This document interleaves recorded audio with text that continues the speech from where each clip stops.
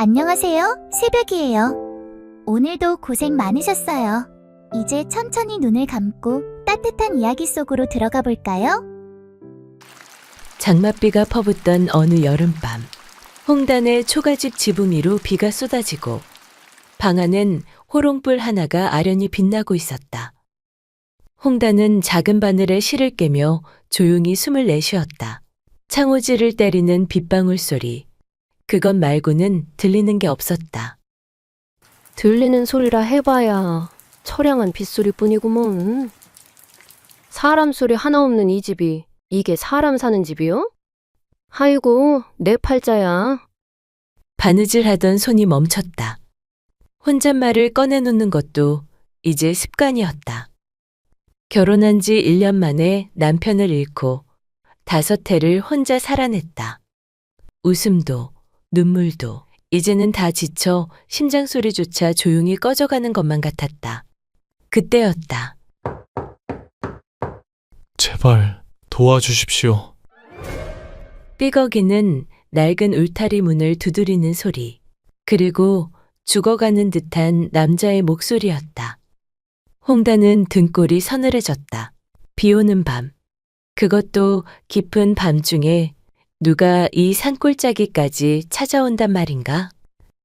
조심스럽게 호롱불을 들고 나가 문을 밀자 빗속에 한 사내가 문 앞에 축 늘어진 채 쓰러져 있었다. 피가 섞인 진흙이 옷에 묻고 발목은 부어올라 있었으며 숨은 가쁘게 들락거렸다. 놀란 홍단은 다급히 그의 몸을 흔들며 중얼거렸다. 어머, 이게 무슨 일이래요? 제발 정신 좀 차려봐요. 밤중에 어쩌다가 이 지경이 되신 거요? 홍단은 쓰러져 있는 총각을 가까스로 일으켜 그의 팔을 자기 어깨에 끼웠다. 휘청거리는 몸을 간신히 붙잡고 젖은 바닥을 질질 끌리듯 걸어 겨우겨우 안방에 눕혔다. 찢겨진 옷 사이로 드러난 허벅지에는 크고 깊게 패인 상처에서 피가 흘러내리고 있었다.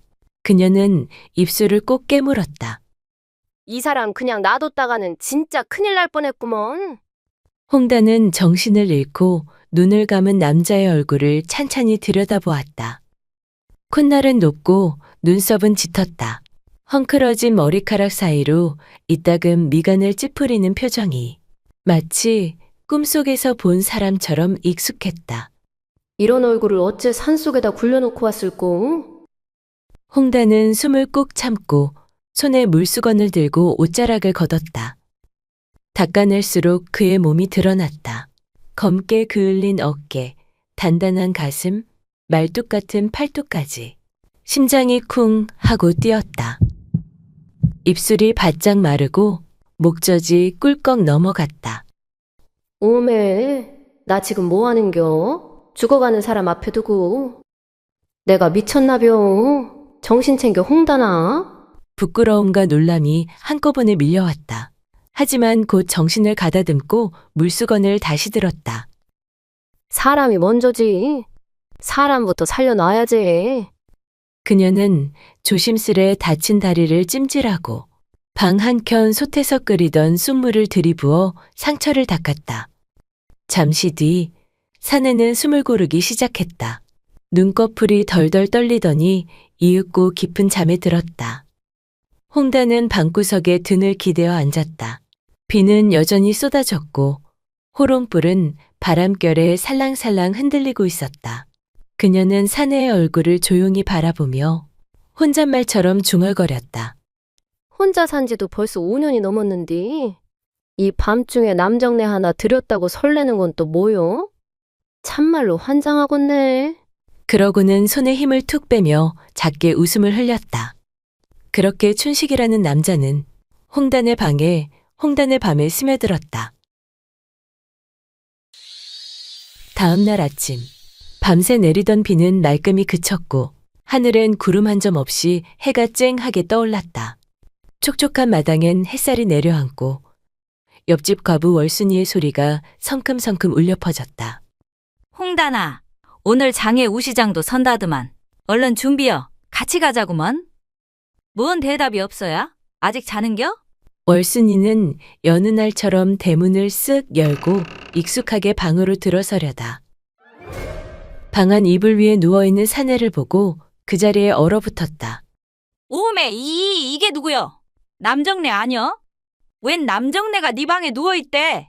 부엌 쪽에서 찬물 부는 소리와 함께 홍단이 헐레벌떡 뛰쳐나왔다.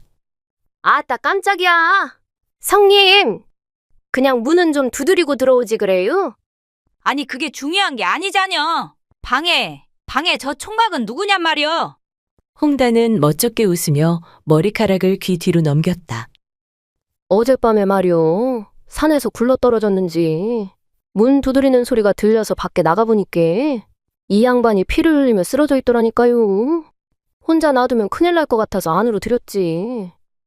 월순이는 슬금슬금 방 안으로 들어오더니 남정네를 빤히 내려다보며 말했다. 참말로 이렇게 잘생긴 사람은 또 처음 보네. 어찌 그리 사람이 고나게 자는데도 눈썹이 저리 짙고 코는 또 어찌 저리 날렵하냐. 홍단이 팔짱을 낀 채 눈을 흘겼다. 이구 그만 봐요 언니. 이 사람 아직 정신도 안 돌아왔는디. 월순이는 입꼬리를 실룩이며 킥킥 웃었다. 아따야, 간만에 구경 좀 해보는 거지. 이리 잘생긴 사람은 어찌 꼭 네 집 문 앞에서 쓰러지냐? 내 집 놔두고잉. 둘은 총각의 얼굴을 보며 들썩이는 어깨로 수군대며 웃었다. 죽은 듯 숨 한 자락 없던 사내가 점심 무렵이 되어서야 겨우 손끝을 움직였다. 홍단은 그 미세한 떨림에 놀라 재빠르게 곁으로 다가갔다. 저 정신 좀 드슈? 사내는 천천히 눈을 떴다. 눈동자가 불안하게 떨리며 천장을 헤매더니 옆에선 홍단을 바라봤다. 여긴 어디입니까?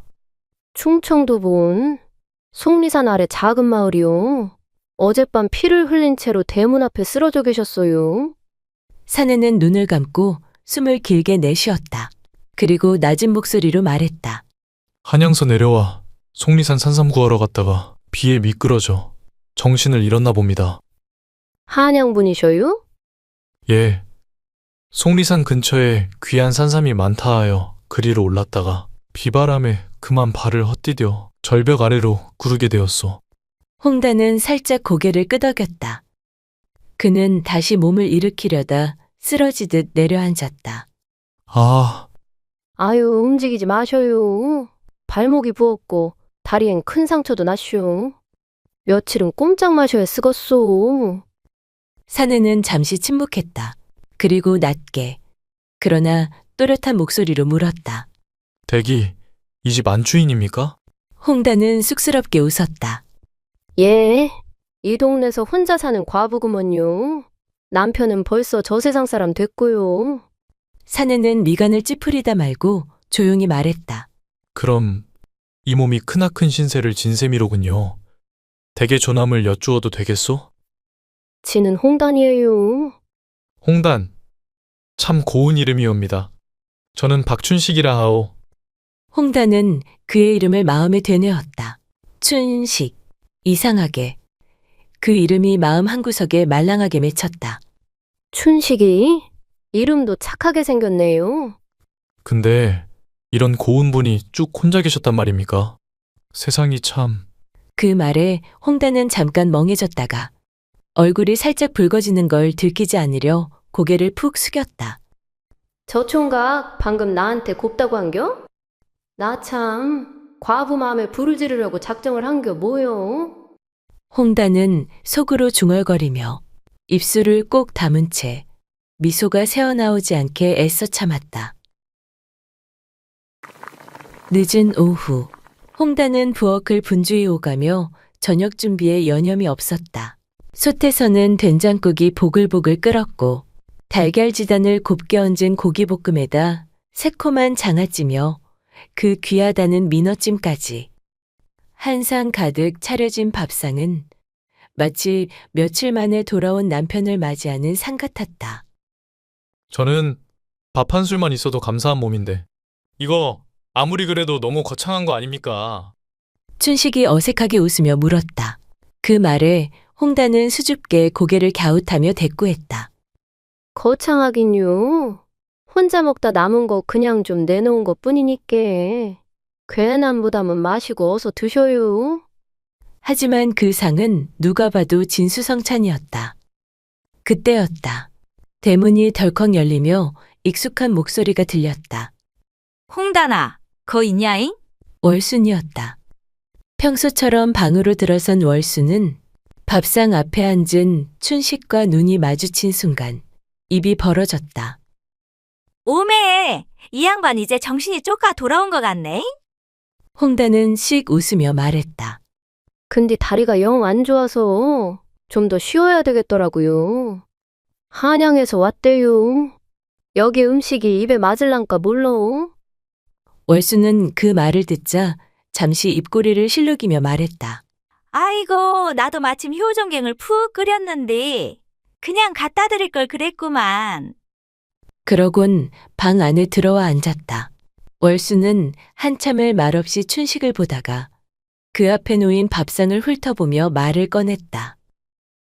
근데 홍단아, 저 민어는 엊그제 장에서 사온 거 아니여? 그거 아껴두려던 거 아니었나? 응? 아이고 뭐 그런 게 뭐가 중요하대요. 집에 온 손님 밥 한 끼 잘 먹이는 게 더 낫지요. 안 그래요? 아이 뭐, 그렇지. 밥 한 끼 잘 대접해야 쓰겄지 뭐. 월수는 애써 웃으며 고개를 끄덕였다. 하지만 눈동자는 미세하게 흔들렸고 손가락은 소매 끝을 쥐고 꼼지락거렸다. 그렇게 일주일이 지난 어느 저녁, 노을이 물든 하늘 아래 홍단네 평상에 세 사람이 나란히 앉아 있었다. 홍단은 수박을 조심스레 썰고 있었고 월수는 그 옆에서 수박 한 조각을 집어들어 춘식에게 건넸다. 수박 한번 잡숴 보셔요. 어마하게 달다니께? 예. 이렇게들 잘해주시니 몸이 금세 나았습니다. 춘식이 살짝 미소 지으며 말을 이었다. 그래서 슬슬 떠나볼까 합니다. 이렇게 신세만 질 수는 없는지라. 순간 평상의 공기가 살짝 가라앉았다. 홍단이 수박칼을 내려놓고 조심스레 입을 열었다. 아직 몸도 멀쩡히 다 나으신 것도 아닌디?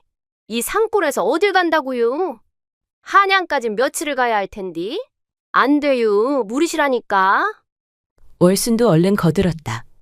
그려, 몸 좀 성하다고 짐부터 싸면 서운하지.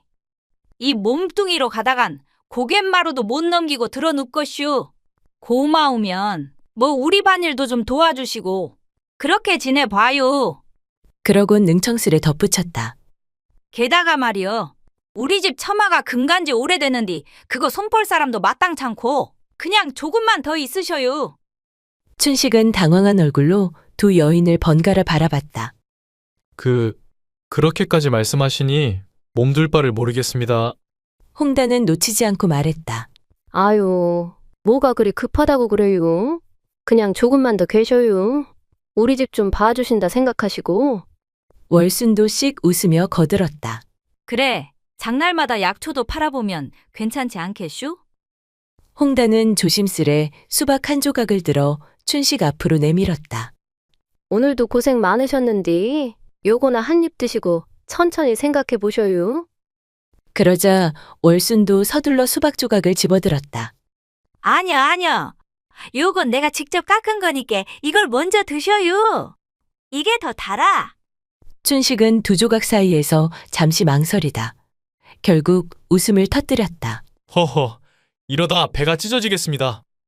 서늘한 저녁바람이 불어왔다. 그리고 세 사람 사이엔 뭔가 미묘한 기운이 번지고 있었다. 그날 이후 월수는 이상하리만치 자주 홍단네 집을 드나들었다.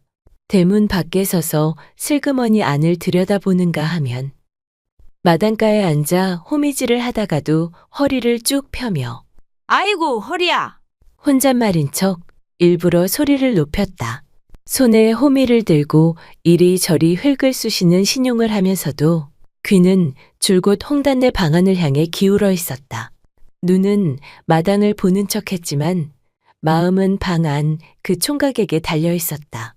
월수는 자꾸만 궁금해졌다. 무슨 말을 주고받는지, 웃음소리는 왜 그리 자주 들리는지, 괜히 홍단이 웃기만 해도 속이 베베 꼬였다. 아유, 뭔 짓거리를 하는데 저리 웃고 자빠졌다냐. 홍단이 저것이 남정네 하나를 보더니 눈이 그냥 헷가닥 뒤집혀 부렸구먼. 그리고 그 다음 날부터였다. 월수는 하루가 멀다 하고 홍단네 마당을 찾았다. 손에는 늘 뭔가가 들려 있었다. 직접 담근 아삭한 열무김치며 들기름에 노릇하게 부쳐낸 두부전까지. 그야말로 정성이 듬뿍 담긴 한상이었다. 수줍은 척 웃으며 춘식 옆에 딱 붙어 앉더니 접시에 담긴 열무김치를 집어 조심스레 그의 입 앞에 내밀었다. 자요, 총각. 이건 아침에 막 꺼낸 거요. 시원할 때 먹어야 맛이라니까. 에이, 입 좀 벌려봐요. 춘식은 당황한 듯 머뭇거리다가도 그 정성에 못 이겨 김치를 한 입 받아 먹었다. 그 장면을 본 홍단의 손이 순간 멈칫하더니 쥐고 있던 쟁반을 덜컥 내려놓았다. 두 여인의 사이에 흐르던 웃음은 이제 은근한 칼날처럼 서서히 날을 세우기 시작했다. 며칠 뒤 한낮에 볕이 내리쬐는 마당. 춘식은 상의를 벗은 채 장작더미 앞에 섰다. 등줄기엔 땀이 흐르고 굵은 팔뚝엔 햇빛이 번들거렸다.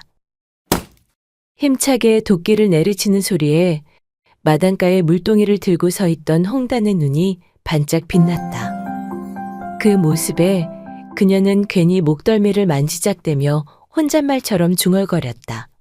아이고야, 저 근육 좀 봐. 오메나 왜 이리 숨이 가빠지냐잉? 그 순간 난데없이 월순이 마당으로 뛰어와 천연덕스럽게 춘식에게 다가갔다. 홍단아, 물 한 그릇 줘봐라잉. 월수는 물이 철철 넘치는 바가지를 두 손으로 들고 씩 웃으며 춘식 곁으로 성큼 다가갔다. 춘식 총각, 이 무더위에 땀을 저리 흘리면 큰일 나요. 자자, 가만히 있어 봐요. 지가 등어리 한번 시원하게 적셔드릴 테니까. 찬물이 등에 닿자 춘식은 짧게 숨을 들이켰다. 아이고, 시원하네요. 그는 고개를 살짝 뒤로 돌려 월순을 바라보며 장난스레 눈을 찡긋했다. 손이 참 야무지십니다. 월순의 손끝이 순간 파르르 떨렸다. 입가에 스르르 웃음이 번지며 속으로 중얼거렸다. 아니, 저 양반이 지금 나한테 저리 웃어주는 거예요? 시방, 나 심장 터지겠는데 이 일을 어쩐다냐? 월수는 괜히 뺨을 한번 쓰다듬고는 조심스레 물바가지를 내려놓았다. 그러곤 스스로를 다잡듯 속삭였다. 웜에 남사스럽게 내가 왜 이런데? 그저 등 한번 씻겨줬을 뿐인디. 아이고, 미친다 진짜. 그 장면을 부엌에서 본 홍단의 눈매가 슬쩍 가늘어졌다. 그녀는 물동이를 내려놓으며 속으로 웅얼거렸다. 아이고 참, 너네 집만 보고 있나? 언제 번개같이 날아왔대? 너네 마당에서 너네 손님 등목까지 시켜주고 앉았네.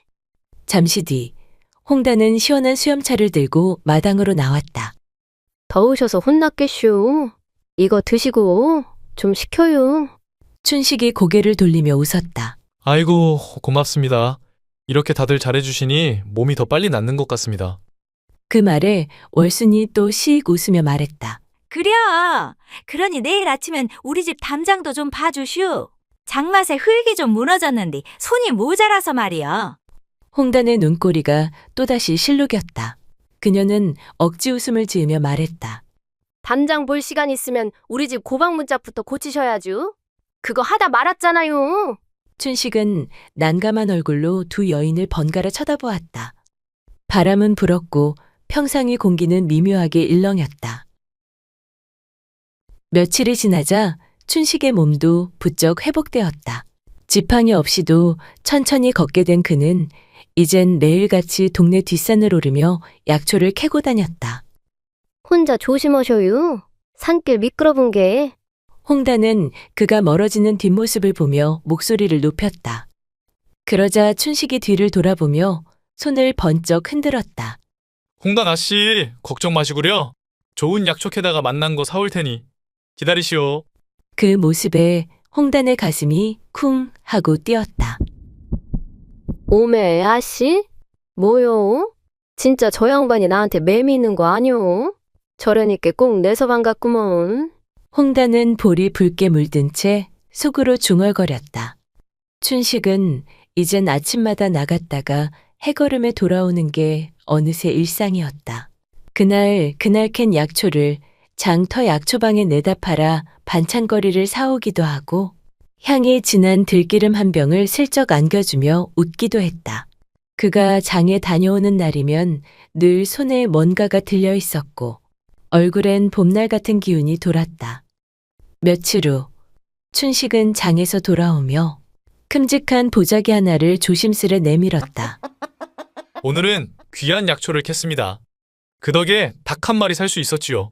두 분께 감사한 마음으로 사왔습니다. 맛있게 드시지요. 홍단과 월수는 말없이 서로의 눈치를 살폈다. 그날 저녁, 솥에서는 귀한 인삼과 대추를 품은 삼계탕이 보글보글 끓고 있었다. 마당 평상 위, 셋이서 둘러앉아 닭 한 마리를 나누기 시작했다. 에구, 춘식 총각 덕분에 이런 귀한 걸 다 먹네요. 홍단은 조심스럽게 닭다리 하나를 뜯어 춘식 앞에 내밀었다. 자, 힘도 써야 하니께. 어서 드셔요. 춘식은 멋쩍은 듯 웃으며 닭다리를 받아들더니 다른 쪽 닭다리 하나를 집어 홍단 쪽으로 건넸다. 그럼 이건 홍단이 드시지요. 닭다리 좋아하시잖아요. 두 사람 사이엔 순간 조용한 웃음이 번졌다. 눈이 마주친 찰나 잠깐의 정적이 흘렀다. 그 모습을 힐끔 보고 있던 월수는 닭 모가지를 앞접시에 덜어놓고 젓가락을 들었다가 속으로 이를 꽉 물며 생각했다. 아니 저것들이 지금 뭐 하는 짓이여? 그날 밤 월수는 또다시 홍단내 문틈 사이를 엿보았다. 초가 지붕 아래 낮게 깔린 불빛, 희미하게 새어나오는 웃음소리, 모든 게 괜히 속을 뒤집는 듯했다. 그리고 다음 날 낮, 춘식은 약초를 캐러 간다며 산으로 올라가고 마당에는 홍단과 월순 둘만 남았다. 평상 위, 그들은 찰떡을 반쪽씩 나눠 들고 있었지만 눈빛은 점점 딱딱하게 굳어갔다. 잠시 침묵이 흐르다 홍단이 먼저 입을 열었다. 근데 성님, 요즘 뭐가 그리 궁금하셔서 우리 집에 그렇게 허구한 날 오시는겨? 월수는 떡을 천천히 씹다 말고 말했다. 아니 뭔 소리여? 내가 너 걱정돼서 오지? 안 그러면 뭐하러 오겠어? 성님, 설마 춘식 총각 맘에 두고 계신 건 아니죠? 그 말에 월순의 눈매가 스르르 접히더니 이내 번뜩였다. 나원 참! 홍단이 너 말 잘했다야? 그건 내가 할 말이여. 너 총각 앞에서 웃음 흘리고 눈 질끈 감는 거 내가 다 모를 줄 아냐? 홍단도 참지 않았다. 아니, 입이 있으니 웃지. 내가 총각이랑 웃던 말던 성님이 뭔 상관이래요? 월순이 이를 갈며 떡을 내려쳤다. 오음에 미치고 팔짝 뛰겄네. 누가 보면 네가 그 총각 마누라라도 되는 줄 알겠다야. 결국 두 여인의 말다툼은 고성이 되었고 그 와중에 월순이 먼저 머리채를 잡아챘다. 아이고, 내가 춘식이랑 잘 되니께 배 아파서 머리채 잡는 거요? 성님이야말로 욕심이 과하지요. 너 지금 뭐라 씹으렸냐? 이게 남자 보더니 눈이 뒤집혀선 이젠 위아래도 없고 아주 그냥 싸가지가 하늘을 찌르네. 둘은 마당 바닥을 굴렀다. 홈이며 떡이며 나뒹굴었고 고양이도 놀라 도망쳤다.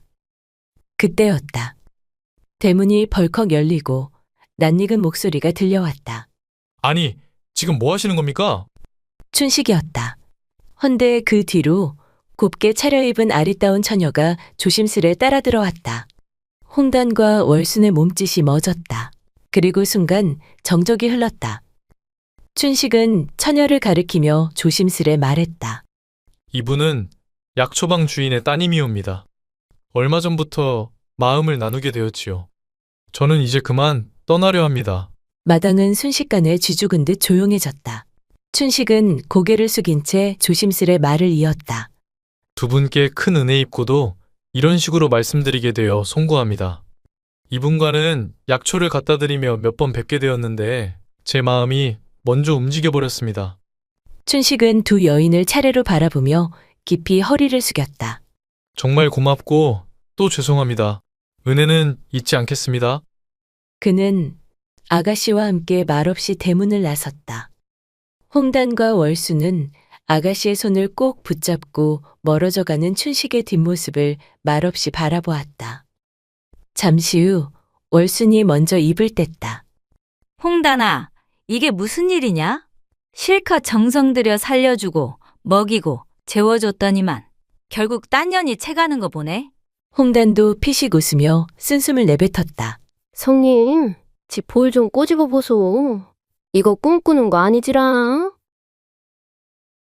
먼 산에 해가 지고 있었다. 두 과부의 얼굴엔 놀람과 허망함이 동시에 번져갔다. 며칠 뒤 초가을 저녁, 홍단내 마당 평상 위에 달빛이 고요히 내려앉았다. 두 과부는 나란히 막걸리를 돌렸다.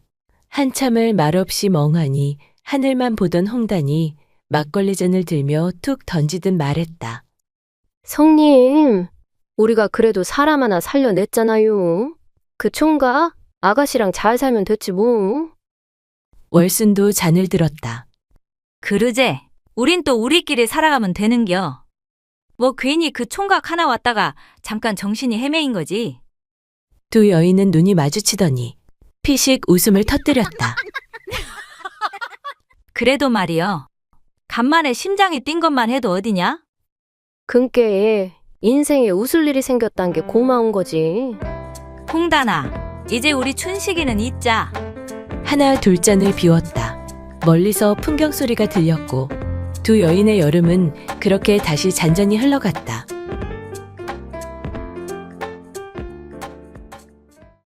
조선 후기 서시대감댁 외아들 서윤겸은 방에 들어서자마자 문지방 앞에서 그대로 멈춰섰다.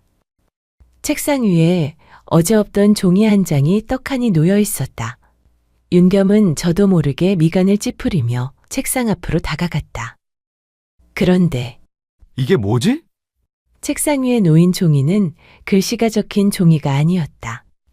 윤겸은 눈을 껌뻑이며 조금 더 가까이 들여다봤다. 종이 위에는 그림 하나가 그려져 있었다. 갓을 쓴 사내 하나, 거친 붓으로 대충 휘갈긴 듯 보였지만 선 하나하나가 묘하게 살아있었다. 윤겸은 자기도 모르게 종이를 들어올리며 중얼거렸다. 대충 그린 것 같은데 보통 솜씨는 아니군. 붓끝이 멈춘 자리마다 힘이 들어가 있었다. 이런 선은 아무나 못 그리는데. 윤겸은 천천히 고개를 들었다. 근데 대체 이걸 누가 그린 거지? 그 순간 열린 방문을 붙잡고 처녀 하나가 고개를 빼꼼 내밀고 서 있었다. 눈이 마주치자 처음 본 낯선 처녀는 윤겸을 보고 배시시 웃고 있었다. 누구시오? 처녀는 그제야 놀란 듯 어깨를 움찔하더니 머리를 긁적였다. 아, 저 때문에 놀라셨구만요. 저는 송이라고 해요. 한송이요? 윤겸은 손에 든 종이를 보고 다시 송이를 보았다. 누군데 남의 집에 들어와 이러고 있는 것이오? 윤겸이 인상을 쓰며 소리치자 송이는 전혀 겁먹지 않고 고개를 갸웃했다. 아, 그게요. 저는 어제부터 이 집에서 종살이 하러 온 여종인데요. 뭐요? 여종? 송이는 고개를 끄덕이며 괜히 또 한 번 말했다. 남의 집에 몰래 들어온 거 아니고 이 집 여종이요. 윤겸은 말문이 막혀 손에 쥔 종이를 흔들었다. 그럼 혹시 이 그림을 네가 그린 것이냐? 송이는 종이를 힐끗 보더니 아무렇지 않게 고개를 끄덕였다. 네, 아침에요. 도련님 방에서 나가시는 거 보고 그려봤구만요. 윤겸은 그림을 다시 한번 보더니 그럼 이게 나란 말이냐? 네, 도련님요. 여종이 허락도 없이 내 방에 들어와서 이걸 그렸다고? 송이는 잠시 생각하더니 해맑게 웃으며 말했다. 죄송해요. 책상 위에 붓이 가만히 있길래요. 그게 무슨 소리냐? 심심해 보여서 제가 놀아줬지요. 윤겸은 송이를 빤히 보다가 속으로 중얼거렸다. 아니, 붓이 심심해 보여서 놀아줬다니. 말투를 보아하니 좀 모자란 것 같은데. 그때 윤겸아, 부드러운 목소리와 함께 윤겸의 어머니 황씨 부인이 방 안으로 들어왔다. 황씨 부인은 방문 앞에 서 있는 송이를 보더니 미소를 지었다. 얘가 오늘부터 우리 집 일 도와줄 여종이다. 어머니! 앞으로 필요한 게 있으면 송이를 부르거라. 송이는 그 말에 눈이 반짝였다. 그리고는 윤겸을 향해 꾸벅 인사하며 말했다. 도련님을 가만히 보니 제가 그린 것보다 훨씬 인물이 반듯하시네요. 부르시면은 언제든지 올게요. 근데요, 밥 먹고 있을 때만은 부르지 마셔요. 그땐 제가요, 세상 소리가 하나도 안 들려요. 말이 끝나자마자 송이는 신이 난 얼굴로 부엌 쪽으로 달려갔다. 아니, 어머니. 윤겸이 뒤늦게 물었다. 갑자기 왜 여종을 들이셨습니까? 황씨 부인은 잠시 숨을 고른 뒤 말했다. 이모댁에서 일을 하던 안악이 갑자기 숨을 거뒀다지 뭐냐. 그 집에 딸 하나가 남았는데 오갈 데도 없고 좀 느린 아이라더구나. 황씨 부인은 윤겸을 바라보며 덧붙였다. 사정을 듣는데 딱해서 그냥 둘 수가 없더구나. 윤겸은 부엌 쪽으로 사라진 송이의 뒷모습을 말없이 바라봤다. 이 집에 대체 어떤 여종이 들어온 거지? 며칠 뒤 송이가 소시댁에 들어온 뒤로 윤겸은 어딜 가든 늘 기척 하나를 달고 다녔다. 돌아서면 어김없이 배시시 웃는 송이가 서 있었다. 아니, 너는 왜 자꾸 날 따라오느냐? 네? 네 할 일은 날 따라다니는 게 아니라 집안일을 거두는 것이다. 송이는 잠시 고개를 갸웃하더니 아주 진지한 얼굴로 말했다. 마님께서 그러셨는데요. 뭐라 하셨느냐? 도련님 잘 보살피는 게 제 할 일이라고요. 윤겸의 눈썹이 꿈틀했다. 그래서? 그래서 도련님 가시는 데마다 졸졸 따라다니는 거지요. 그게 이유냐? 그럼요. 송이는 고개를 크게 끄덕였다. 도련님은 앞만 보고 걷는 분이잖아요. 그게 무슨 말이냐? 뒤에서 뭐가 오는지는 전혀 안 보시고요. 윤겸은 더 묻지 않았다. 괜히 묻는 쪽이 손해라는 걸 이미 여러 번 깨달았기 때문이다. 그때였다. 비켜라! 장터 쪽에서 거친 고함이 들려왔다. 짐을 잔뜩 실은 큰 소 한 마리가 고삐에 끌린 채 사람들 사이로 들이닥치고 있었다. 윤겸은 소리를 듣고도 미처 몸을 피하지 못했다. 그 순간 도련님! 송이가 냅다 달려들어 윤겸의 소매를 획 잡아당겼다. 윤겸의 몸이 휘청하며 뒤로 밀려났다. 소는 바로 옆을 스치듯 지나갔다. 윤겸은 잠시 말이 없었다. 심장이 한 박자 늦게 쿵 내려앉았다. 송이는 윤겸 팔을 꼭 붙든 채 눈을 치켜뜨고 소 쪽을 노려보더니 중얼거렸다. 아이고, 소눈이 장식인가? 윤겸은 그제야 숨을 내쉬었다. 나는 괜찮다. 괜찮긴요. 송이는 윤겸을 위아래로 훑어보았다. 도련님, 소뿔이 얼마나 센데요? 저 아니었으면 지금쯤 도련님은 소랑같이 굴러다니셨을걸요? 윤겸은 어이없다는 듯 코웃음을 쳤다. 나 참 별소리를 다 하는군. 송이는 윤겸 얼굴 가까이 다가와 싱긋 웃었다. 거봐요. 뭘 말이냐? 이래서 제가 필요한 거라니까요. 잠시 후 송이는 아무 일도 없었다는 듯 배를 문질렀다. 도련님, 또 뭐냐? 제가 오늘 도련님 목숨을 구해드렸잖아요. 윤겸의 걸음이 멈췄다. 그래서? 떡 하나만 사주시면 안 될까요? 떡? 네. 송이는 진지했다. 점심을 시원찮게 먹었더니 속에서 북이 울려요. 윤겸은 한참 송이를 내려다보다가 못 이긴 듯 말했다. 그럼 딱 하나다. 와! 장터 안으로 들어서자 송이의 눈이 번쩍 뜨였다. 사람도 물건도 냄새도 전부 신기한 얼굴이었다. 도련님, 저기요. 또 뭐냐? 저거요. 송이는 좌판 하나를 가리켰다. 인절미! 인절미요. 윤겸이 고개를 돌리기도 전에 송이는 이미 그 앞에서 팔딱팔딱 뛰고 있었다. 저거 진짜 맛있어요. 알았으니 제발 가만히 좀 서라. 결국 윤겸은 인절미 몇 조각을 사주었다. 송이는 양손에 쥐고 우걱우걱 먹기 시작했다. 천천히 좀 먹어라. 누가 빼앗기라도 하느냐? 그러다 목에 걸리겠다. 도망갈까봐요. 뭐? 누가 도망을 간단 말이냐? 떡이요. 엉뚱한 송이의 대답에 윤겸은 한숨을 길게 내뱉고 고개를 절레절레 저었다. 그렇게 장터를 지나던 중 윤겸은 한자리에 발길을 멈췄다. 좌판 위에 분 몇 자루와 물에게는 색들이 나란히 놓여 있었다. 윤겸은 그냥 지나치려다 뒤에서 해맑게 따라오는 송이를 힐끗 보았다. 그리고 잠시 망설이다가 상인에게 말했다. 그림 그리기 좋은 붓 2자루 주시오. 네, 종이는요? 넉넉히. 그리고 색도 조금 주시오. 윤겸의 말에 장사꾼이 고개를 끄덕였다. 그때였다. 뒤에서 송이가 눈을 크게 뜨고 윤겸을 올려다보았다. 도련님, 글 공부하시려고요? 아니다. 그럼요. 윤겸은 괜히 퉁명스럽게 말했다. 네 그림 솜씨가 생각보다 괜찮더구나. 송이는 눈을 깜빡였다. 제가요? 그래.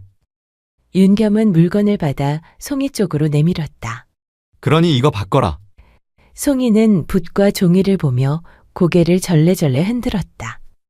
아이고, 도련님. 흙바닥이 제 종이고 나뭇가지가 제 붓인데요. 이런 걸 다 사주시다니 괜히 돈 쓰신 거 아니에요? 윤겸은 대답 대신 그 물건들을 송이 품에 밀어 넣었다.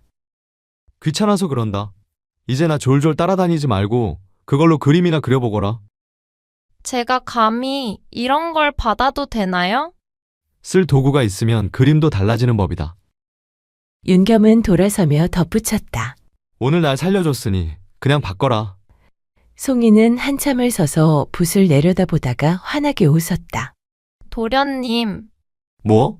저 이거 아주 조심히 쓸게요. 윤겸은 대답하지 않았다. 다만 입꼬리가 아주 조금 올라가 있었을 뿐이었다. 송이가 서시댁에 들어온 지도 어느덧 며칠이 지났다. 허나 아무것도 해본 적 없는 송이는 무엇 하나 제대로 하는 법이 없었다. 그릇을 닦다 쨍그랑, 물은 길어오면 반은 엎질러지고 빨래는 널어 놓아도 늘 축축했다. 아이고야, 또 깨먹었네. 종살이 안 하기 허리에 손을 얹고 혀를 끌끌 찼다. 도대체 뭘 가르쳐도 손에 붙질 않네. 손에 붙질 않아. 송이는 깨진 그릇 조각을 쥔 채 눈만 몇 번 깜빡였다. 그게요, 죄송해요. 제가 뭐든 좀 늦게 배워서요. 늦기는 뭐가 늦어? 아이고야, 나원 참 가르치면 알아먹어야 할 것 아니냐. 마님은 또 어찌 이런 애를 데리고 오셨는지. 그때였다. 그만하시게. 마루 끝에서 황씨 부인이 내려왔다. 종살이 안악은 순간 입을 다물었다. 모르면 천천히 가르치면 될 일이지. 어찌 그리 다그치느냐? 황씨 부인은 송이를 바라보며 말했다. 송이야, 처음부터 잘하는 사람은 없다. 그릇이 깨지면 다시 닦는 법을 배우면 되는 거고, 물 넘치면 덜 기르면 되는 거다. 송이는 고개를 끄덕이며 진지하게 말했다. 다음엔 조금만 깨먹을게요. 그래, 황씨 부인은 참다 못해 웃음을 흘렸다. 어느 날 오후였다. 윤겸은 책을 끼고 방으로 들어가다 말고 마루에 서 있던 송이를 불렀다. 송이야. 송이는 금세 달려왔다. 예, 도련님. 나는 이제 글 공부를 할 터이니 해지기 전까지는 내 방에 들지 말고. 송이는 고개를 끄덕였다. 네, 그럼 저는 뭘 하면 될까요? 윤겸은 송이의 시선을 피하며 말했다. 괜히 서성이지 말고 내 방 앞에서 그림이나 그리고 있거라. 송이의 눈이 반짝였다. 정말요? 그래. 윤겸은 퉁명스럽게 덧붙였다. 대신 방해는 절대 하지 말고. 알겠느냐? 네, 도련님. 송이는 마루 끝에 자리를 잡았다. 윤겸이 사준 종이를 펴고 먹을 가라붓을 들었다. 그때 마당을 어슬렁거리던 집안의 누렁개 한 마리가 마루 아래에 풀썩 엎드렸다. 송이는 그 모습을 한참 바라보다가 슬그머니 붓을 움직였다.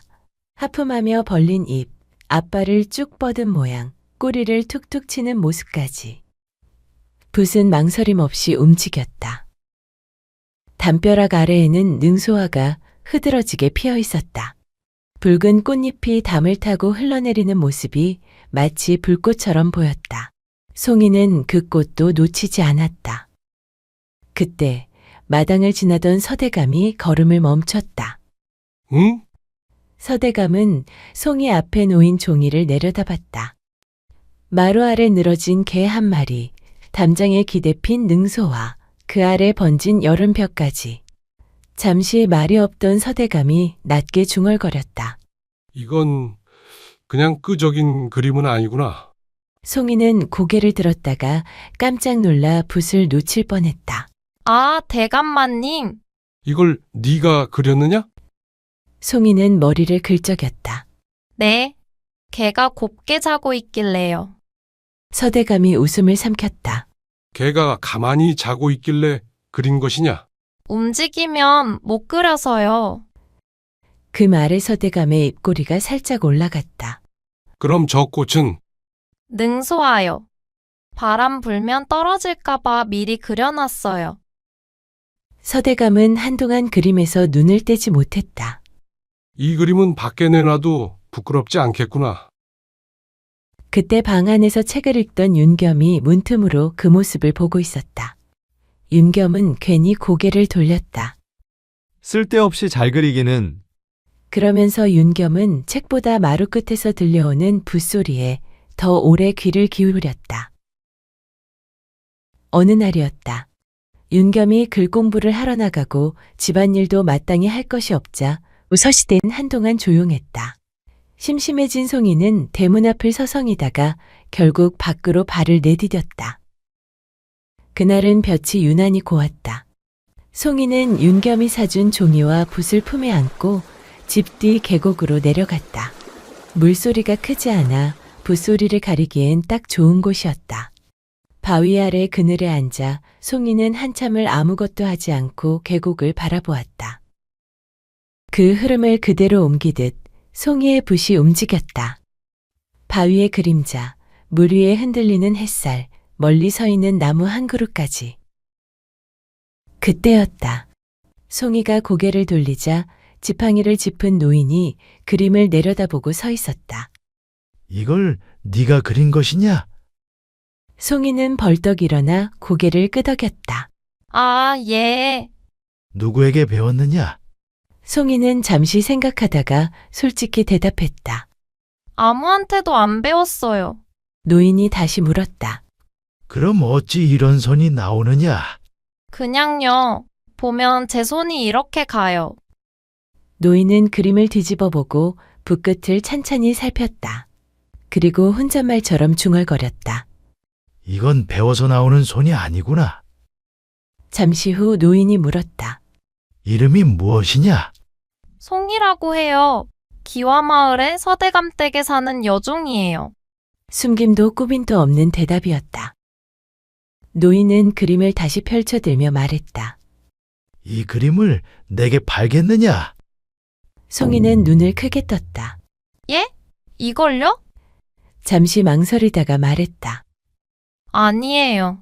제가 막 그린 거라서요. 볼품도 없고 돈 받을 만큼은 아닌데. 마음에 드시면 그냥 가져가셔도 돼요. 저는 또 그리면 되니까요. 노인의 얼굴이 단단해졌다. 아니다. 이런 그림은 공짜로 받아서는 아니 된다. 노인은 주머니에서 은전을 꺼내 송이 손에 쥐어주었다. 5냥이다. 송이는 돈보다 자기 그림을 다시 보았다. 제가 그린 게 이만한 값이 돼요? 노인은 고개를 끄덕였다. 충분하다. 오히려 적다 느껴질 만큼이다. 송이는 말뜻은 잘 모르겠는지 고개를 끄덕이며 두 손으로 엽전을 받들어 쥐고는 신이 난 얼굴로 웃었다. 송이는 곧장 장터로 향했다. 자기 먹을 떡도 새 신도 사지 않았다. 생선 좌판 앞에서 한참을 망설이던 송이는 이내 살이 통통하게 오른 것 몇 마리를 골라 들었다.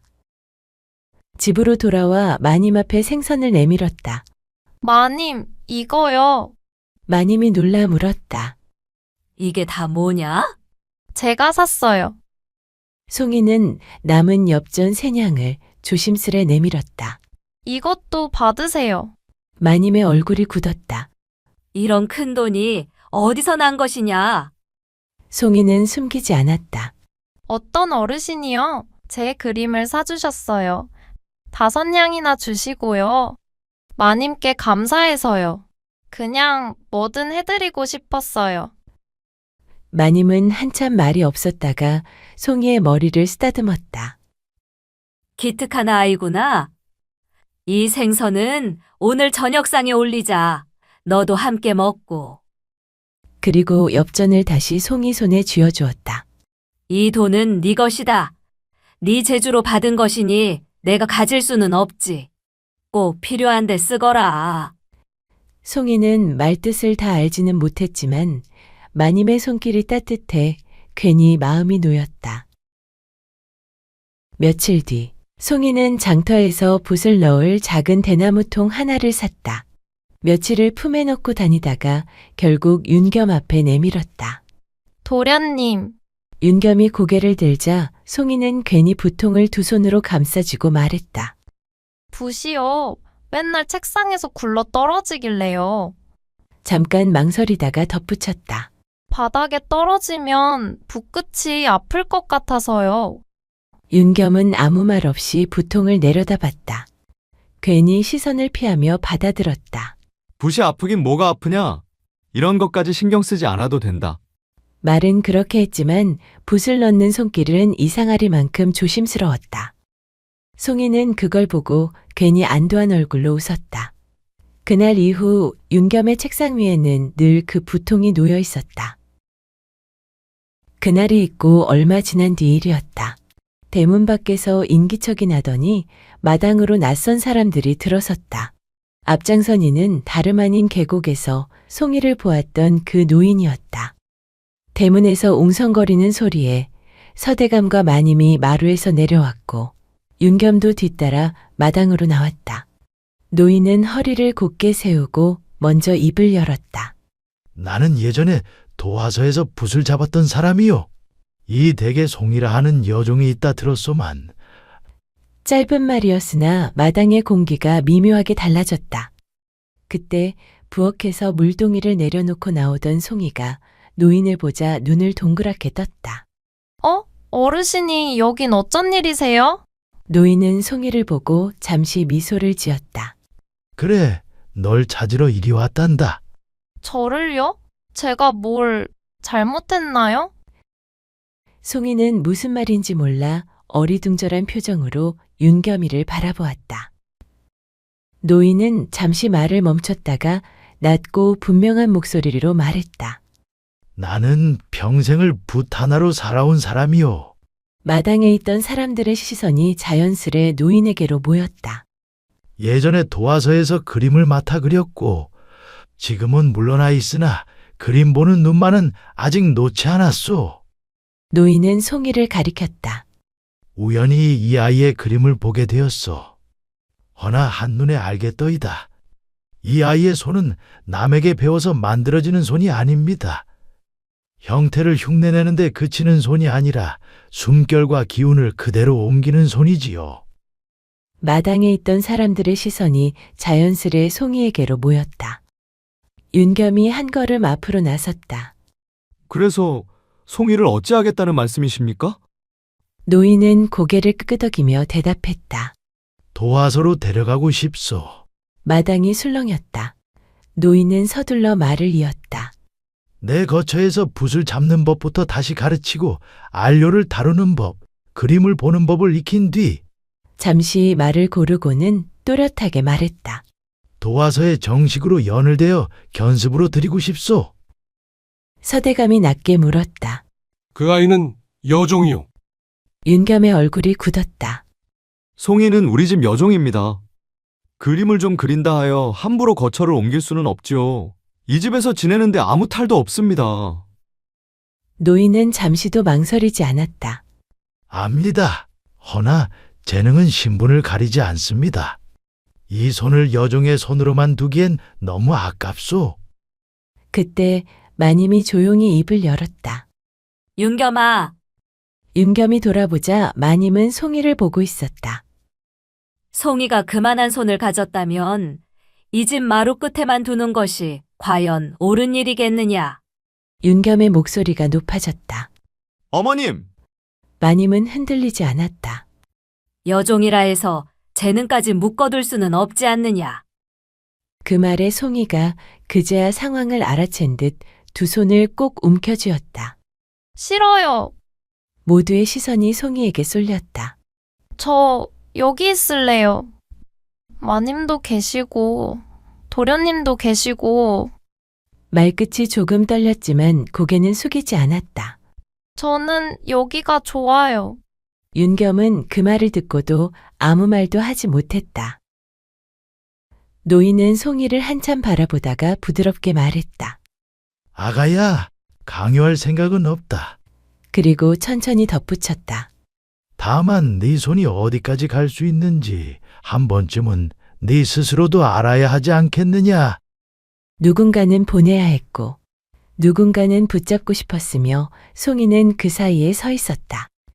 그때 노인이 먼저 고개를 숙였다. 천천히 생각해 보시오. 급히 답을 주실 일은 아니오. 허나 마음이 움직이거든 언제든 나를 찾아오시게. 도화서에서 최덕이라 이름을 대면 될 것이오. 노인은 그렇게 말하고 조용히 마당을 나섰다. 그날 밤 서대감과 마님, 윤겸, 그리고 송이는 안채에 마주 앉았다. 서대감이 먼저 입을 열었다. 아까 그 노인의 말은 가볍게 들을 이야기는 아니었다. 마님이 부드럽게 말을 이었다. 송이야, 너는 아직 어리고 여종으로 살기엔 그림 실력이 너무 아깝구나. 송이는 고개를 들지 못한 채 말했다. 저는요. 그림 말고는 할 줄 아는 게 없어요. 윤겸이 낮게 말했다. 그림이면 충분하다. 마님이 윤겸을 한번 보고 다시 송이를 바라봤다. 널 알아본 분이 계시니 그 길로 가는 것도 복이다. 송이가 울먹이며 입을 열었다. 저 여기 있으면 안 될까요? 마님이 놀라 되물었다.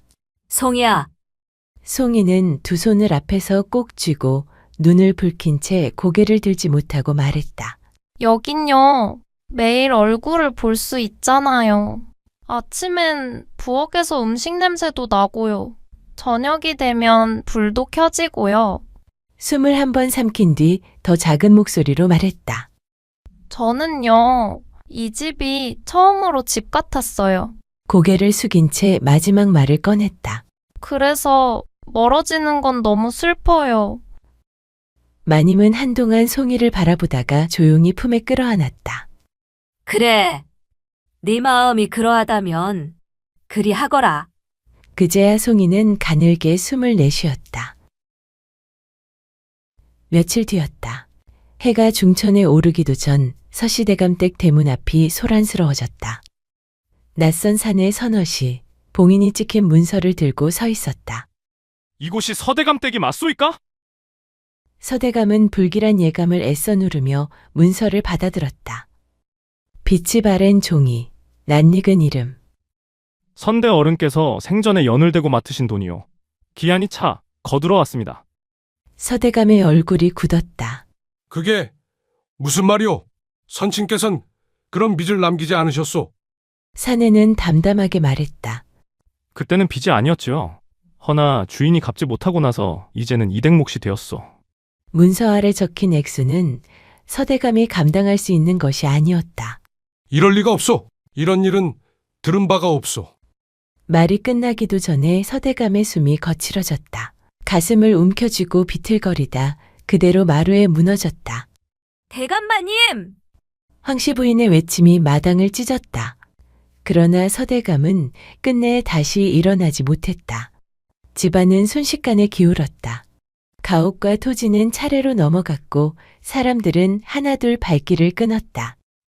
며칠 뒤 세 사람은 짐이라 부르기에도 초라한 보따리 몇 개를 들고 도성을 벗어났다.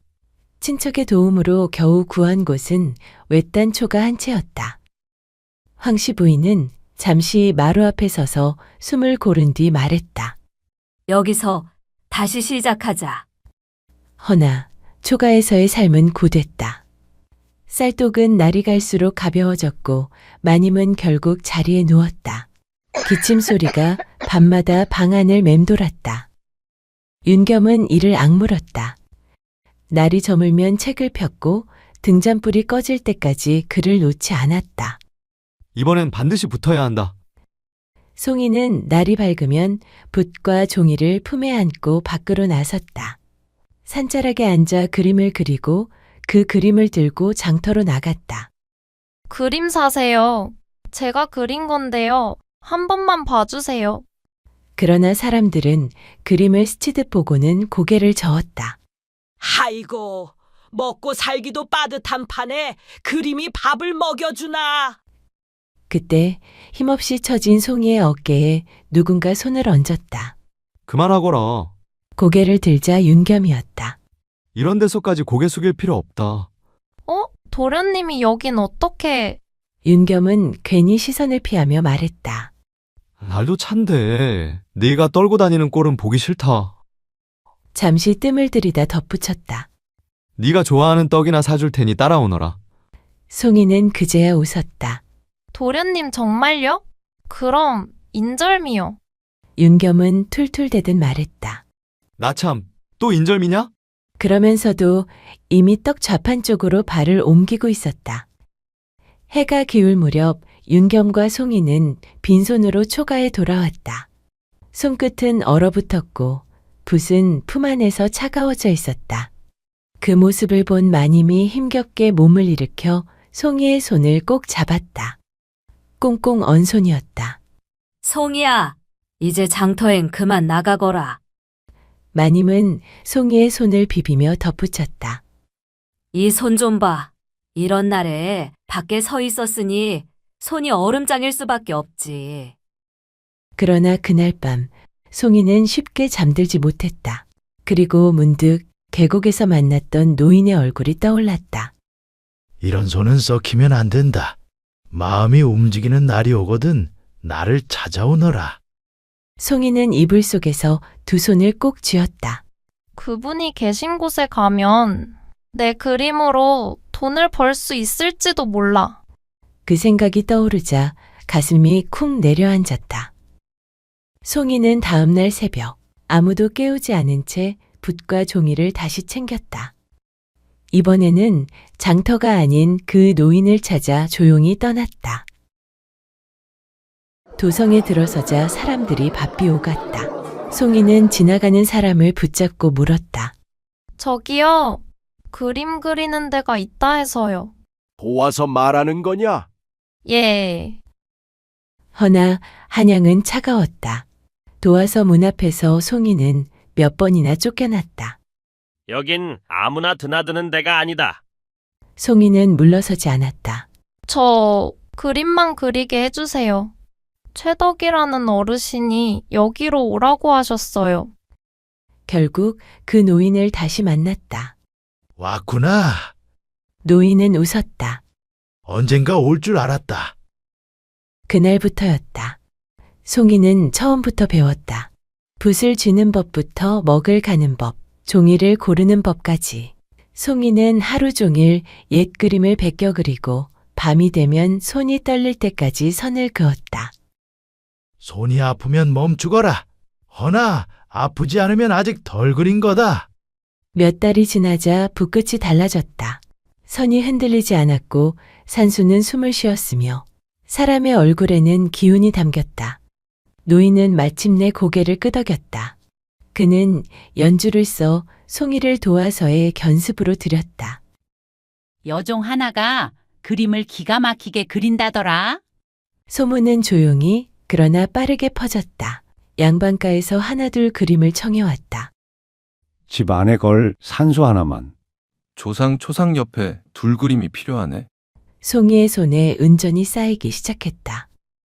그날 밤 송이는 돈을 품에 안고 윤겸이 있는 초가로 향했다. 외딴 초가에 다다르자 마님의 기침 소리가 낮게 새어나왔다. 송이는 문을 밀고 들어가 마님 곁에 조용히 앉았다. 마님. 황씨 부인은 힘겹게 눈을 떴다. 송이야. 그때였다. 방문이 벌컥 열리며 윤겸의 목소리가 터져나왔다. 한송이, 너 대체 어디 있었느냐? 말도 없이 떠나면 어쩌자는 게냐? 내가 얼마나 찾아다녔는데. 송이는 깜짝 놀라 고개를 숙였다. 죄송해요, 도련님. 그게 도화서로 찾아갔어요. 전에 배웠던 그 어르신이요. 오라 하셨던 말씀이 자꾸 생각이 나서요.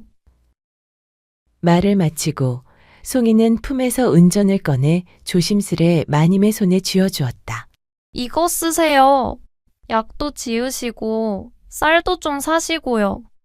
마님이 놀라 손을 떼려 하자 송이는 급히 말을 이었다. 그림 팔아서 받은 거예요. 제가 그린 거요. 잠시 방 안에 아무 말도 흐르지 않았다. 마님은 떨리는 손으로 송이의 손을 꼭 붙잡았다. 이렇게까지 하지 않아도 되는데. 송이는 고개를 저었다. 마님이 계셔서요. 제가 여기까지 왔어요. 그제야 윤겸의 시선이 흔들렸다. 그럼 또 가는 거냐? 송이는 작게 고개를 끄덕였다. 금방 다시 들를게요. 윤겸은 더 묻지 않았다. 그저 고개를 숙인 채 아무 말 없이 서 있었다. 송이는 그 모습을 한 번 더 눈에 담고서야 조용히 등을 돌렸다. 윤겸의 초가를 다녀온 뒤 며칠이 흘렀다. 도화서에 들어온 산수 한 폭이 여느 그림들 사이에 아무 이름 없이 걸렸다. 화원의 이름도 도장도 없었다. 다만 물길은 살아있었고 바람은 종이 위에서 머물다 흘렀다. 어느 날 그 그림이 어람에 올랐다. 임금은 한 폭 앞에서 발걸음을 멈췄다. 이 그림은 어느 화원의 손이냐? 곁에 있던 승지가 조심스레 고했다. 전하, 아직 이름을 올리지 않은 그림이옵니다. 임금은 한동안 아무 말도 하지 않았다. 산 하나를 넘는 물의 결, 그 아래 희미하게 남은 길 자국. 임금이 낮게 말했다. 이 산수엔 사람의 마음이 있구나. 잠시 후 다시 입을 열었다. 그림자를 알아보라. 그리고 마침내 송이가 불려왔다. 여종의 손에서 나온 그림이 다시 궁으로 들었다. 이 산수를 네가 그렸단 말이냐? 송이는 고개를 깊이 숙였다. 예, 전하. 임금은 다시 한번 그림을 바라보았다. 그리고 천천히 고개를 끄덕였다. 이 손은 궁의 붓을 맡겨도 되겠다. 그날로 송이는 도화서에서 그림을 맡아 그리게 되었다. 비록 말은 서툴렀으나 그 손 하나만큼은 그 누구도 부정하지 못했다. 어느 날이었다. 도화서 마당이 아침부터 술렁거렸다. 과거에 급제한 인물이 인사를 드리러 들렀다는 말이 돌았다. 도화서 한켠, 송이는 말없이 앉아 먹을 갈고 있었다. 그때 송이야. 너무 오래 듣지 못한 목소리였다. 송이는 손을 멈췄다. 먹 간던 소리가 뚝 끊겼다. 고개를 들자 마당 한가운데 사내 하나가 서 있었다. 깨끗한 도포 차림, 허리는 곧고 눈빛은 한결 단단해진 얼굴. 윤겸이었다. 도련님. 윤겸은 송이 앞에 서서 괜히 헛기침을 한번 하고 말했다. 낙방만 하다 이제야 붙었네. 그리고 덧붙였다. 나 이번 과거에 붙었다. 정말요? 송이는 해맑게 웃었다. 윤겸은 잠시 망설이다가 다시 입을 열었다. 네 그림이 임금께 닿았다더라. 송이는 그제야 고개를 숙였다. 저는요, 그냥 그렸을 뿐인데요. 윤겸은 고개를 저었다. 그래서 더 대단한 거다. 이젠 네가 나보다 훨씬 먼 데까지 갔구나. 윤겸의 말에 송이는 고개를 저었다. 다 마님이랑 도련님 덕이지요. 조심스럽게 덧붙였다. 찾아와 주셔서 참 좋아요. 윤겸은 잠시 송이를 바라보다가 품에서 낡고 다른 대나무 부통을 꺼냈다. 이거 기억하느냐? 송이의 눈이 커졌다. 그건 제가 드린 부통인데요. 윤겸은 괜히 헛기침을 했다. 이놈 덕에 겨우 벼슬길에 오른 듯해서 말이다. 괜히 부적처럼 들고 다녔지. 송이는 머리를 긁적이며 배시시 웃었다. 그러곤 손에 쥔 붓을 살짝 흔들었다. 저도요. 도련님이 사주신 이 붓 때문에 여기까지 온 것 같아요. 잠시 둘은 서로를 바라보다가 같은 순간에 웃었다. 햇살 아래 낡은 붓통과 헌붓이 잠시 같은 높이에 머물렀다. 각자 다른 길 위였지만 서로의 시작은 여전히 같은 자리에 있었다.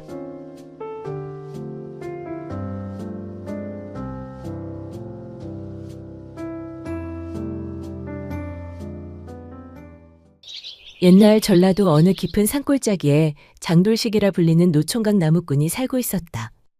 가진 거라곤 낡은 도끼 하나와 쓰러져가는 초가집 한 채, 그리고 날마다 마실 물을 길어다주는 마을 샘물이 전부였다.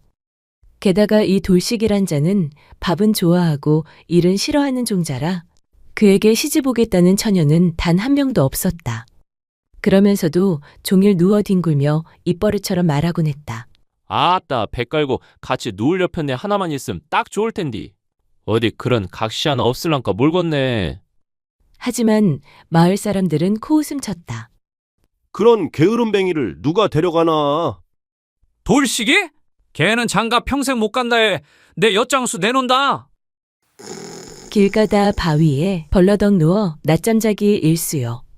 도끼질은 서너 번 하다 말고는 아이고 어리야, 힘들어 죽겠네. 투덜거리며 냇물에 발 담그러 가기 바빴으니 누가 그를 남편감으로 보겠는가. 그러던 어느 날이었다. 돌식은 이웃 고을로 장작을 내다 팔러 나섰다가 돌아오는 길에 길을 잘못 들어 산속을 헤매게 되었다.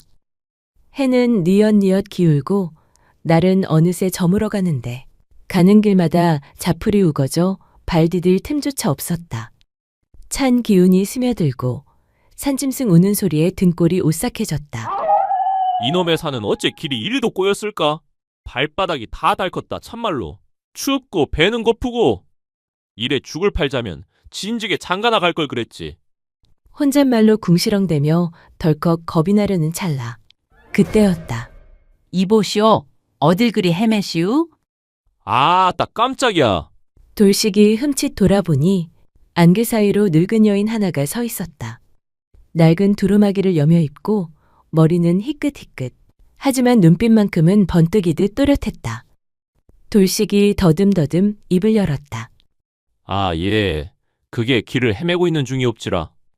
해도 저물었고 산길은 위험하니 괜찮으시다면 우리 집에 와서 하룻밤 묵어 가시구려. 돌식은 그 여인을 한참 쳐다보다가 고개를 끄덕였다. 참말이십니까? 그리만 해주신다면야 고맙지요잉. 마침 잘 때도 마땅치 않았는디. 밥만 좀 주신다면 이놈은 어디서든 잘 잡니다요. 그 여인을 따라간 집은 산중 외딴 초가였고 안에는 따뜻한 불이 켜져 있었다. 돌식이 마당에 들어서자 배에서 꼬르륵 소리가 울렸다. 그 소리를 들은 여인이 안쪽에서 말했다. 시장하신가 본데 금세 밥상 차려낼 테니 잠시 앉아 계시지요. 돌식은 괜히 헛기침을 한번 하더니 민망한 듯 웃으며 말했다. 그럼 신세 좀 지겠소이다. 얼마 지나지 않아 여인이 밥상을 들고 방 안으로 들어왔다. 따뜻한 밥, 짭조름한 조기구이, 달큰한 무나물에 연근조림까지 눈이 휘둥그레졌다. 이걸 다 혼자 지으신 겁니까요? 네, 살다 보니 손이 익었죠. 이 동네에선 이런 생선 구경도 힘든디. 이 귀한 걸 다. 그러자 신양이 조용히 웃으며 밥상에 손을 얹었다. 왠지 오늘은 손님이 오실 것 같아 미리 장만해 둔 것이니 어서 드시지요. 돌식은 젓가락을 들다 말고 여인을 힐끔 바라보았다. 마치 자길 기다린 듯한 그 말에 등골이 서늘해졌다. 신양은 조용히 미소 지으며 그를 빤히 바라봤다.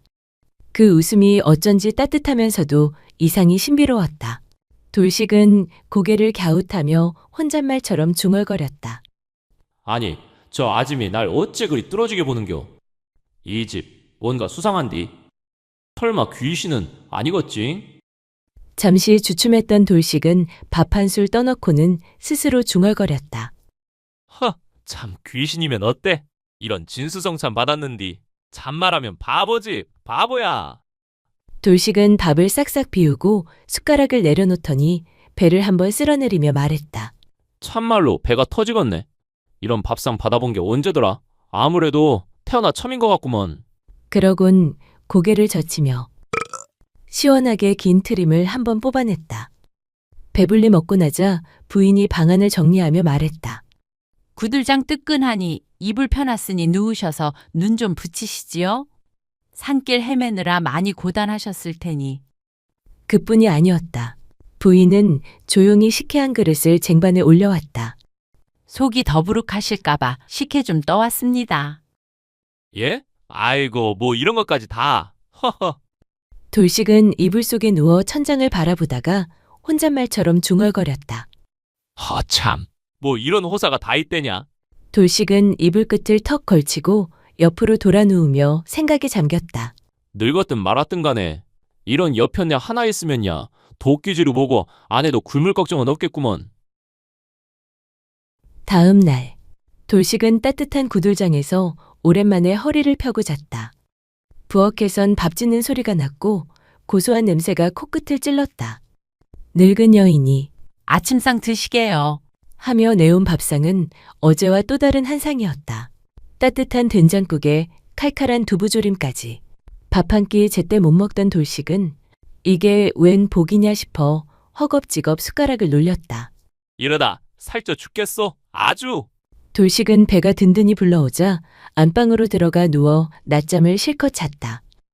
한참 후 눈을 비비며 마당으로 나오니 국수 한 그릇 드시지요. 이번엔 국수를 삶아 내미는 게 아닌가? 돌식은 멀뚱히 그릇을 보더니 입꼬리를 실룩이며 혼잣말을 중얼거렸다. 하하, 잔치집도 아닌디. 이게 웬 팔자요? 아이고, 그냥 평생 이 집에 붙어 살았으면 좋겠구먼. 돌식은 싹 비운 그릇을 내려놓고 배를 툭툭 두드리며 슬며시 물었다. 부인, 혹시 혼자 사시는 게요? 신향은 그릇을 거두며 조용히 입을 열었다.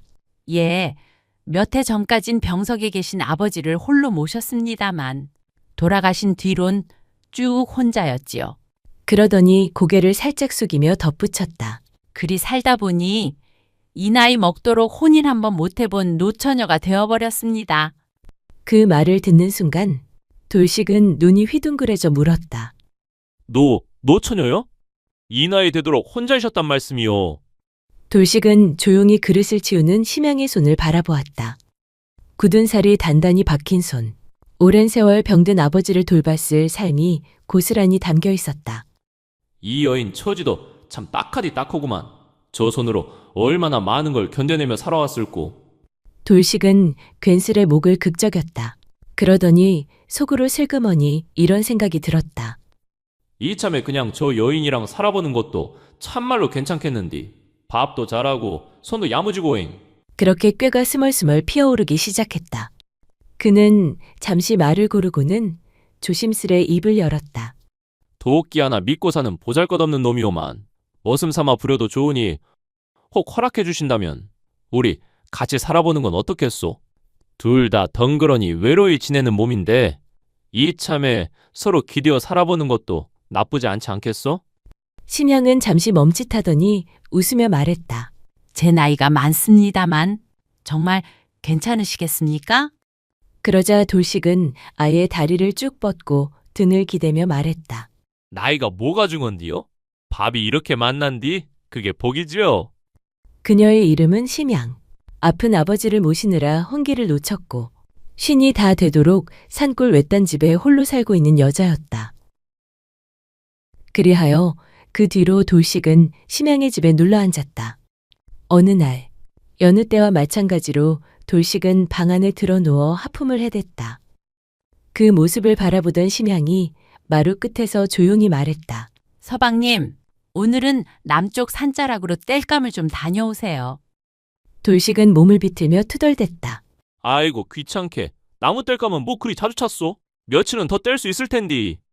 그러자 심양이 조용히 손에 들고 있던 바늘을 내려놓으며 말했다. 그러시지 말고 다녀오시지요. 오늘은 땔감보다 더 좋은 걸 구해오실지도 모릅니다. 돌식은 심양을 한번 힐끔 바라보더니 몸을 일으키며 중얼거렸다. 허참, 그런 게 어디 있겠소? 뭐 바람도 쐴 겸 갔다 오지요 뭐. 그날도 마지못해 심양의 등살을 떠밀려 돌식은 지게를 지고 남쪽 산자락으로 향했다.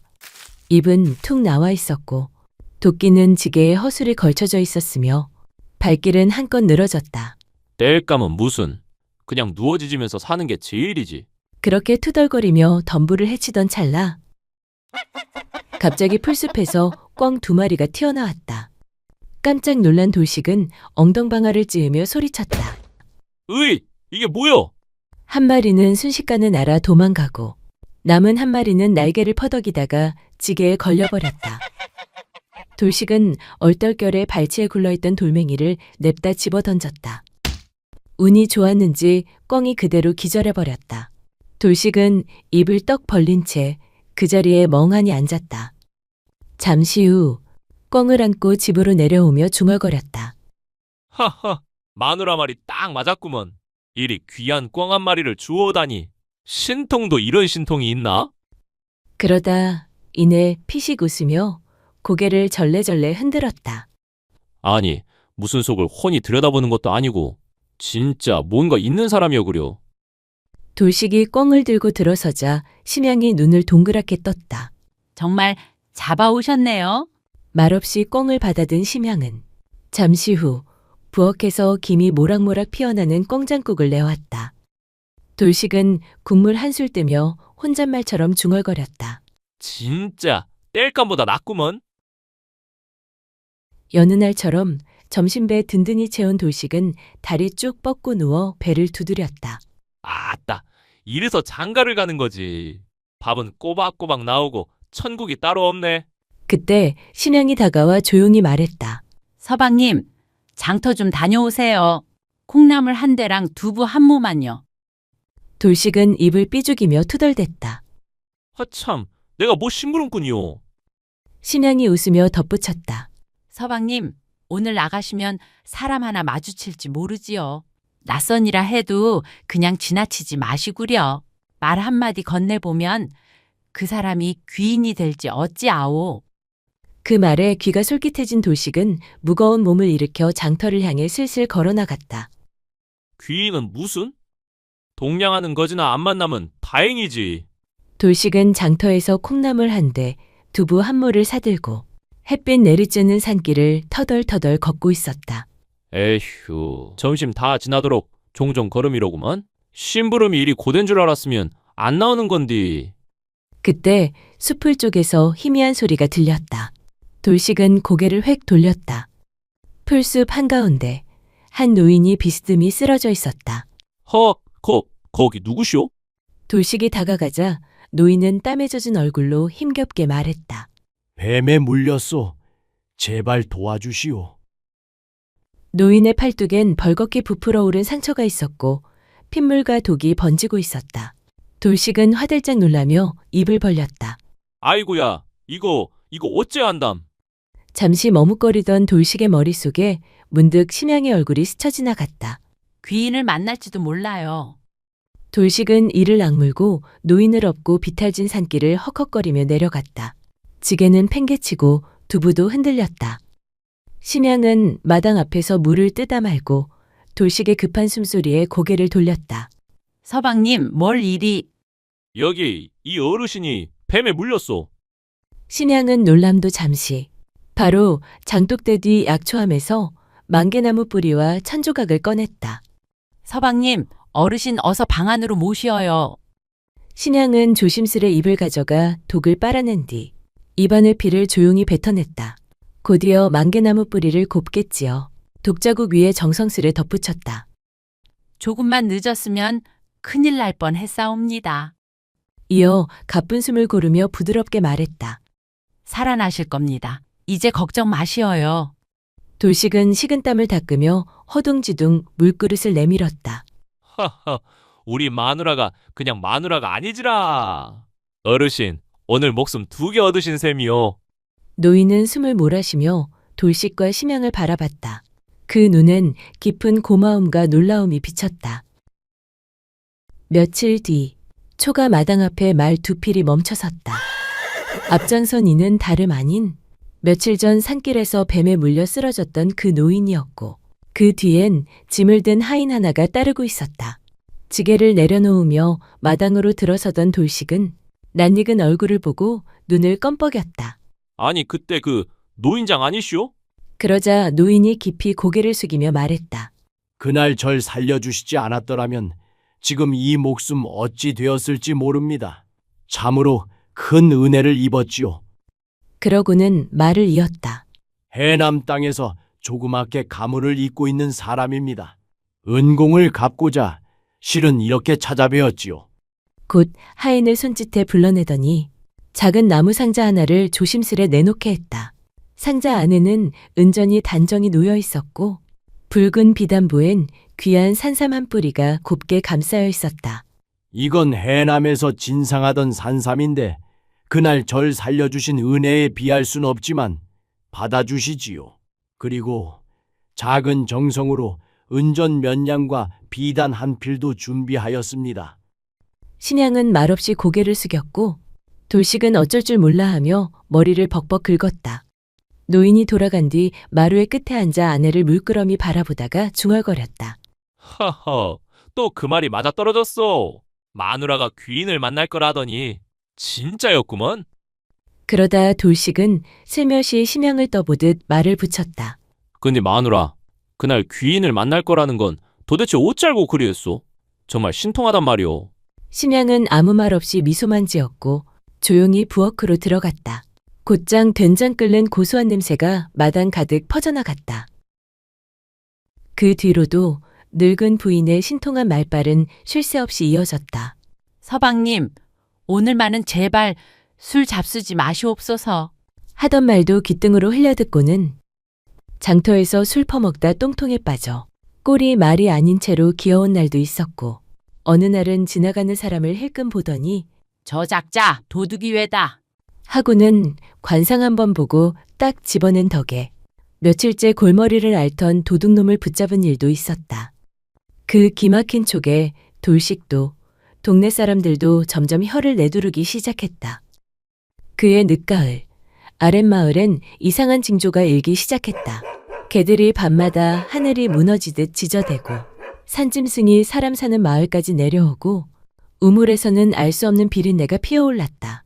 사람들 입엔 걱정이 돌고 누구랄 것도 없이 수군거리며 겁을 냈다. 그때 심양이 마을 어른들 앞에 나서 조용히 말하였다. 머자나 아주 사나운 병이 돌게 될 것이옵니다. 어린 아들딸이나 기운 약하신 어르신들께선 미리 황기나 도라지를 달여 드시옵고 우물물은 당분간 쓰지 마시옵소서. 마당마다 마른 쑥을 태워 두시고 음식 또한 함부로 아무 것이나 드시지 마시고요. 산짐승이 마을로 내려오는 것은 역기가 따라붙은 징조이니 부디 바깥을 함부로 헤매지 마시옵소서. 그 말이 떨어진 지 사흘째 되던 날 심양의 마을에도 정체 모를 열병이 퍼지기 시작했다. 하지만 심양의 말대로 미리 준비해둔 이 마을만은 화마를 비껴갔다.